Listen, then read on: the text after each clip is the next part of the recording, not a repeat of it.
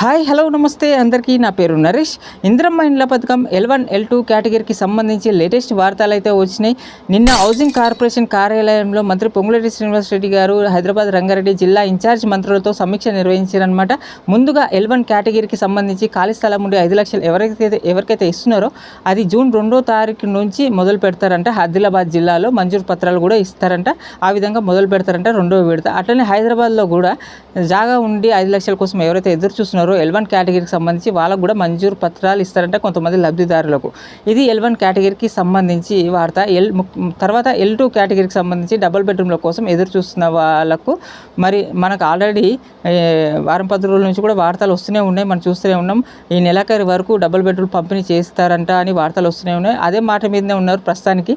మరి ఈ నెలాఖరు వరకే లబ్ధిదారుల ఎంపిక చేస్తారంట, మరి పంపిణీ కూడా చేయాలని దానిపైన వీటిపైన అయితే స్పెషల్ డ్రైవ్ కూడా నిర్వహిస్తారట. మరి స్పెషల్ డ్రైవ్ అంటే ఏంటంటే ఇక 5 నుంచి ఎక్కడైతే డబుల్ బెడ్రూమ్ కాలనీలు ఉన్నాయో, డబుల్ బెడ్రూమ్ ఇండ్లు, వాటికి సమీపంలో 5 నుంచి 8 కిలోమీటర్ పరిధిలో ఉన్న ఎవరైతే లబ్ధిదారులు ఉంటారో అక్కడ వాళ్ళనైతే ఎంపిక చేసి ఇస్తారట ప్రస్తుతానికి అయితే first.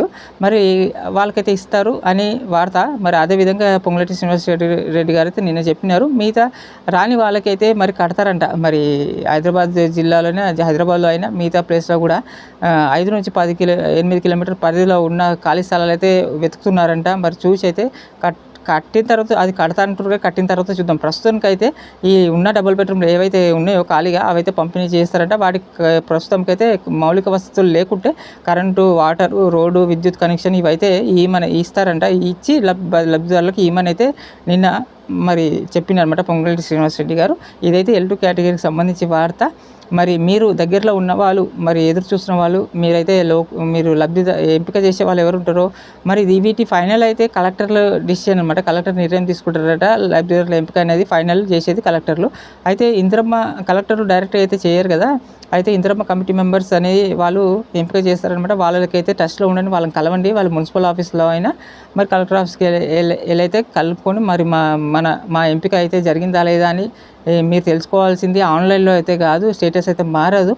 Pending for MPDO approval అని వస్తుంది, అది కాదు. మనం తెలుసుకోవాల్సింది ఆఫీస్కి వెళ్ళే కంపల్సరీ క్షేత్రస్థాయిలో తెలుసుకోవాలి. మరి మీ లిస్టులో మీ పేరు వచ్చేటట్టు మీరైతే చూసుకోండి. 5 నుంచి 8 కిలోమీటర్ పరిధిలోనే ఇస్తారంట ప్రస్తుతానికి.